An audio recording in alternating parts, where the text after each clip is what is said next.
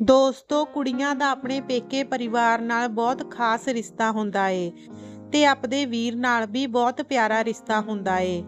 ਇਸ ਵੀਡੀਓ ਵਿੱਚ ਦੇਖੋ ਇੱਕ ਵੀਰ ਜਦੋਂ ਉਸਦੀ ਭੈਣ ਪਹਿਲੀ ਵਾਰ ਆਪਦਾ ਪੁੱਤ ਲੈ ਕੇ ਆਉਂਦੀ ਹੈ ਤਾਂ ਮਾਮਾ ਉਸਦਾ ਕਿੱਦਾਂ ਉਸ ਤੋਂ ਪੈਸੇ ਵਾਰਦਾ ਹੈ ਤੇ ਕਿੱਦਾਂ ਆਪਣੀ ਭੈਣ ਨੂੰ ਪੈਸਿਆਂ ਨਾਲ ਤੋਲ ਦਿੰਦਾ ਹੈ। ਬਹੁਤ ਸੋਹਣੀ ਵੀਡੀਓ। ਕਰਮਾਂ ਵਾਲੀਆਂ ਹੁੰਦੀਆਂ ਨੇ ਇਹੋ ਜਿਹੀਆਂ ਭੈਣਾਂ ਜਿਨ੍ਹਾਂ ਨੇ ਇੰਨੇ ਪਿਆਰ ਕਰਨ ਵਾਲੇ ਵੀਰ ਮਿਲਦੇ ਨੇ ਤੇ ਸਦਾ ਸਲਾਮਤ ਰਹਿੰਦੇ ਨੇ ਤੇ ਹਰ ਦੁੱਖ ਵੇਲੇ ਖੜਦੇ ਨੇ। ਉਹਨਾਂ ਨੂੰ ਪੁੱਛ ਕੇ ਦੇਖੋ ਜਿਨ੍ਹਾਂ ਦੇ ਵੀਰ ਇਸ ਦੁਨੀਆ ਤੋਂ ਚਲੇ ਜਾਂਦੇ ਨੇ, ਬਹੁਤ ਔਖਾ ਹੁੰਦਾ ਉਹਨਾਂ ਭੈਣਾਂ ਲਈ। ਬਹੁਤ ਹੀ ਸੋਹਣੀ ਵੀਡੀਓ। ਰੱਬ ਤਰੱਕੀਆਂ ਬਖਸ਼ੇ ਇਸ ਵੀਰ ਨੂੰ, ਲੰਬੀਆਂ ਉਮਰਾਂ ਬਖਸ਼ੇ ਇਸ ਦੇ ਭਾਣਜੇ ਨੂੰ। ਬਹੁਤ ਹੀ ਕਿਸਮਤ ਵਾਲੀ ਭੈਣ ਤੇ ਕਿਸਮਤ ਵਾਲਾ ਇਹ ਭਾਣਜਾ।